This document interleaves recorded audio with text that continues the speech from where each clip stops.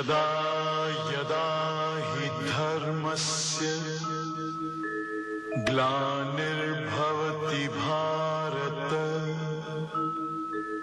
अभ्युत्थानम् अधर्मस्य तदात्मानं सृजाम्यहम्। अथ मंगलाचरणम्।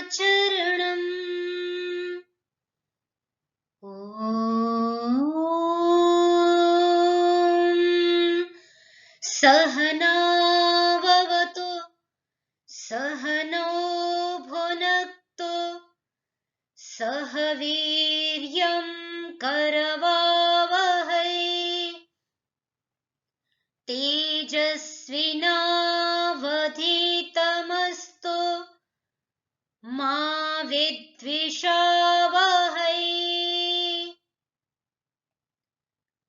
सर्वोपनिषदो गावो दोग्धा गोपालनन्दनः पार्थो वत्सः सुधीर्भोक्ता दुग्धं गीतामृतं महत् दुग्धं गीतामृतं महत्। सर्वेभ्यो नमो नमः। आज हम सभी श्रीमद् भगवत गीता की कक्षा का आरंभ करने जा रहे हैं। श्रीमद् भगवत गीता मूलतः महाभारत के भीष्म पर्व में वर्णित है। श्रीमद् भगवत गीता का उपदेश युद्ध भूमि में भगवान श्री कृष्ण द्वारा अर्जुन को प्रदान किया गया था। वस्तुतः गीता का उपदेश न केवल अर्जुन अपितु सृष्टि में उत्पन्न प्रत्येक मानव के लिए आज भी उतना ही बहुमूल्य है जितना उस समय अर्जुन के लिए था। इसकी पुष्टि यह मंगल श्लोक करता है जिसमें कहा गया है, सर्वोपनिषदो गावो दोग्धा गोपालनंदनः। सारी उपनिषदें गौएं हैं, उनका दोहन करने वाले योगी राज भगवान श्री कृष्ण हैं और उन उपनिषद रूपी गौओं का बछड़ा अर्जुन है जो प्रारंभ का थोड़ा सा दुग्ध पान करने वाला है। शेष सारे दुग्ध का पान करने वाले समस्त सुधी जन हैं। जैसा मैंने कहा कि यह ग्रंथ प्रत्येक के लिए कल्याणकारी है। वे सभी सुधी जन इस अमृतमय दुग्ध का सेवन करने वाले हैं। श्रीमद् भगवत गीता में ईश्वर प्राप्ति का मार्ग बताया गया है। मनुष्य जीवन का अंतिम और वास्तविक उद्देश्य ईश्वर की प्राप्ति, ईश्वर के चरणों में स्थान प्राप्त करना है। गीता में ईश्वर प्राप्ति का मार्ग कर्मयोग बताया गया है। यद्यपि इसमें अन्य सांख्य योग, संन्यास, ज्ञान कर्म योग इत्यादि अन्य योगों के बारे में भी चर्चा है, परंतु गीता का आत्म तत्व कर्म योग है। गीता की आत्मा कर्म योग है। जैसा कि श्लोक में वर्णित है, कर्मण्येवाधिकारस्ते मा फलेषु कदाचन मा कर्म फल हेतुर्भूर माते संगोस्त्व कर्मणि। हे मानव, कर्म करने मात्र का ही तुम्हारा अधिकार है, फल की इच्छा मत करो। अर्थात फल की चाहना किए बिना संसार सागर में अच्छे कार्यों को निरंतर ईमानदारी पूर्वक करते रहना ही कर्म योग है।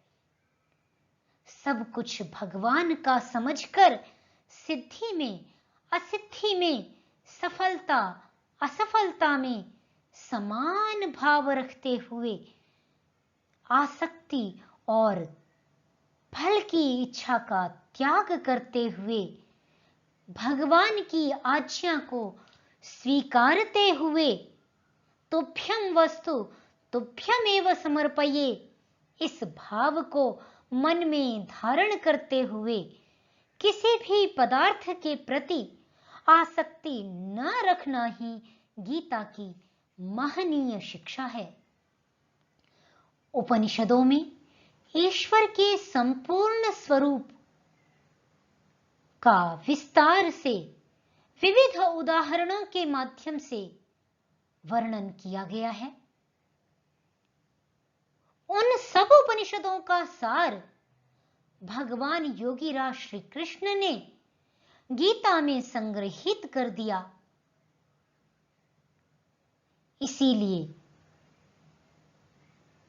महाभारत के लिए एक उक्ति बहुत प्रचलित है, यदि हास्ति तदन्यत्र यन्नेहास्ति न तत्क्वचित्। अर्थात जो यहां पर है, अर्थात जो कुछ इस शास्त्र महाभारत में वर्णित है, उसी का अन्य सभी शास्त्रों में प्रसार है। यन्नेहास्ति यत् न इह अस्ति, जो यहां पर इस शास्त्र में नहीं लिखा गया है, न तत्क्वचित्, वो अन्य किसी शास्त्र में उपलब्ध नहीं होता। अर्थात सब कुछ इस शास्त्र में सार रूप में कथित है। यहां गागर में सागर को समाने का प्रयास किया गया है। इसीलिए मित्रों, गीता सुगीता कर्तव्या, गीता को सुंदर भली भांति शुद्ध उच्चारण पूर्वक लय गति यति के साथ पाठ करना चाहिए।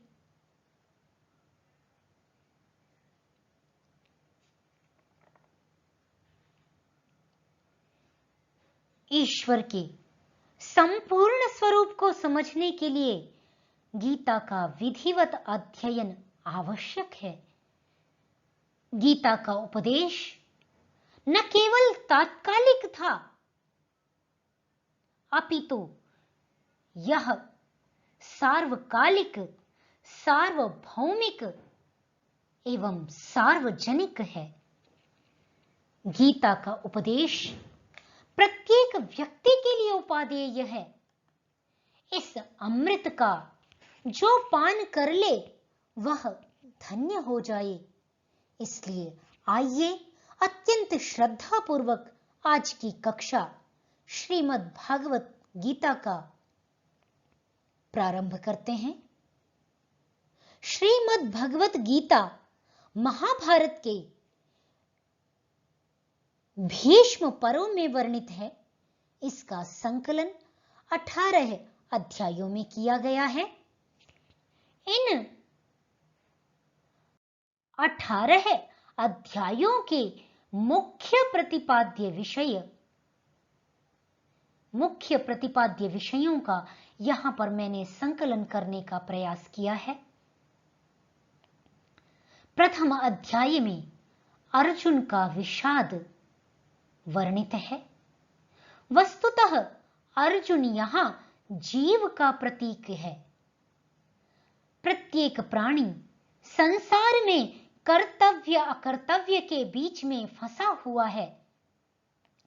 जब वह अकर्तव्य की स्थिति में फंसा होता है, जब वह संदेह की स्थिति में, संशय की स्थिति में फंसा होता है, तब उसकी स्थिति अर्जुन जैसी ही होती है, जैसे अर्जुन भ्रम की स्थिति होने पर अपने पिता पितामह सगे संबंधियों को सामने खड़ा देख करके अपने कर्तव्य कर्म से च्युत होने लगता है, घबराता है और अकस्मात उसके मुख से निकल पड़ता है गांडीवम स्रंसते हस्तात् त्वक् चैव परिदह्यते न च शक्नोम्यवस्थातुं भ्रमतीव च मे मनः।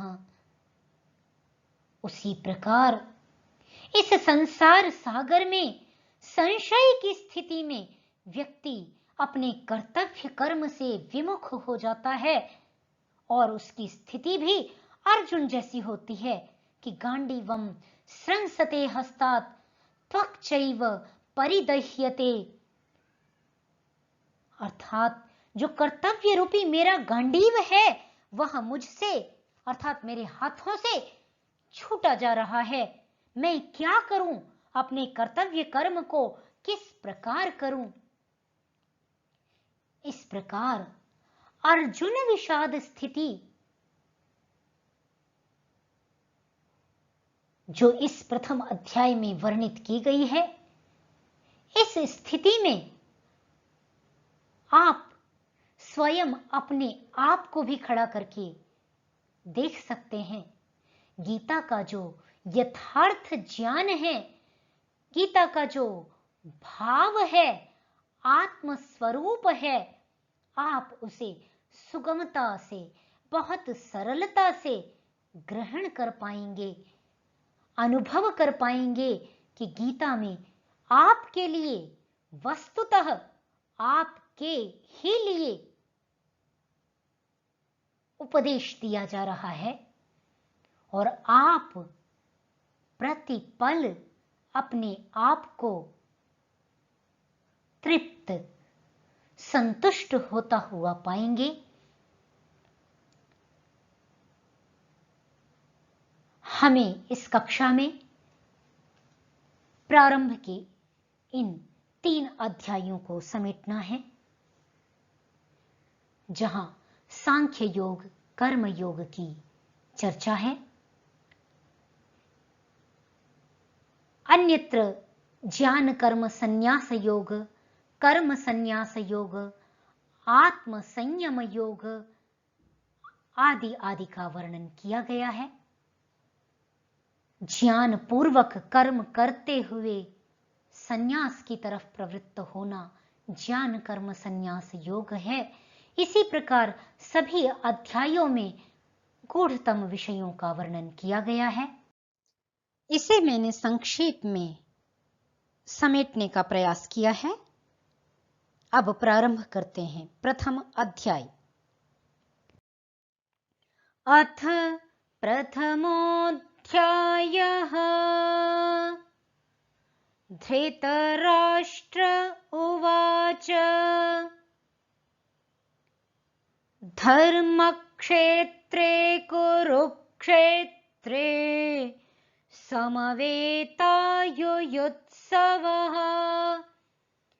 मामकाः पाण्डवाश्चैव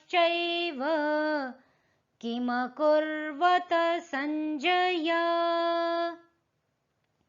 पुनः प्रयास करेंगे। धर्मक्षेत्रे कुरुक्षेत्रे समवेतायुयुत्सवः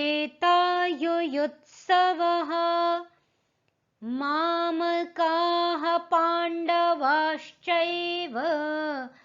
किमकुर्वत संजय। अर्थ, हे संजय, धर्म भूमि कुरुक्षेत्र में एकत्रित हुए युद्ध की इच्छा वाले मेरे और पांडु के पुत्रों ने क्या किया?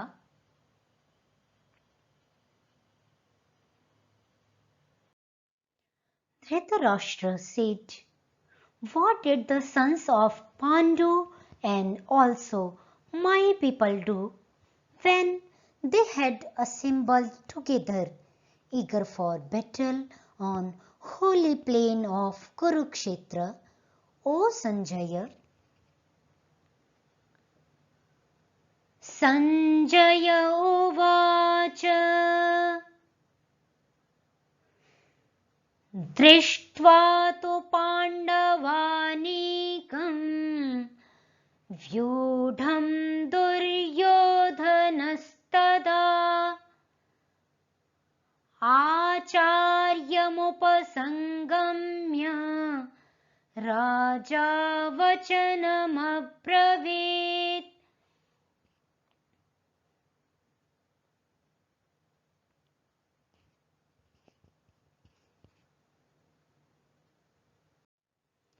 पुनः एक बार बोलेंगे। संजय उवाच दृष्ट्वा तु पाण्डवानीकं व्यूढं दुर्योधनस्तदा आचार्यमुपसंगम्य राजा वचनमब्रवीत्।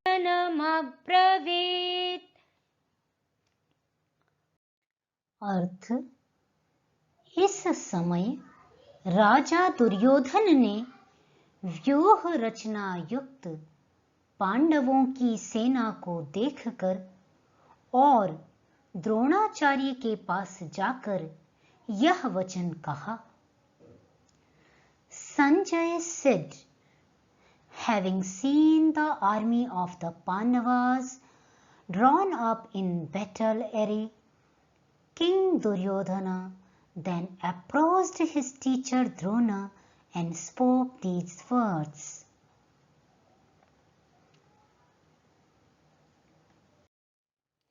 यहाँ राजा दुर्योधन आचार्य द्रोण से कुछ विनिवेदन कर रहा है। आइए सुने।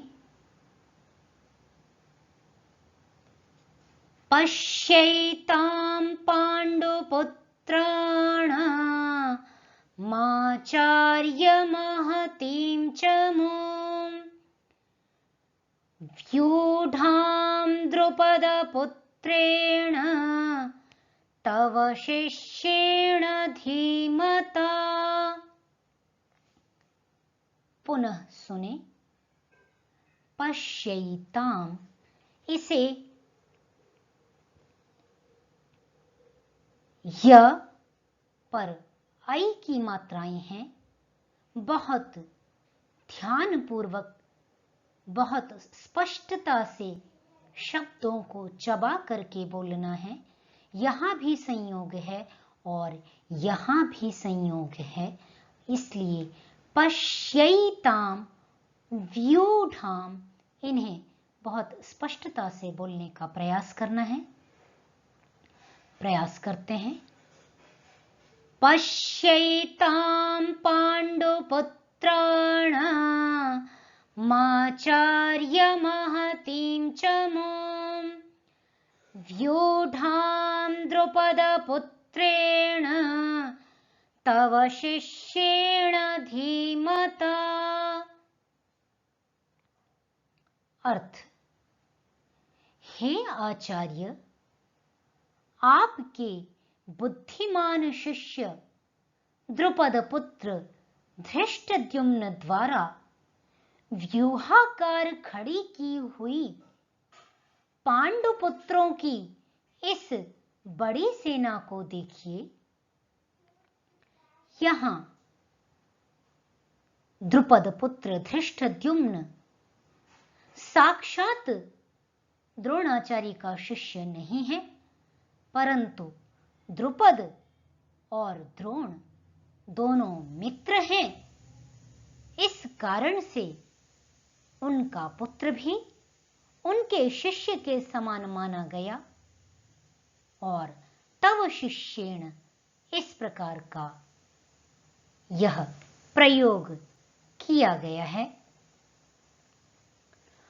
Behold, O teacher, this mighty army of the sons of Pandu, arrayed by the sons of Drupada, the wise disciple.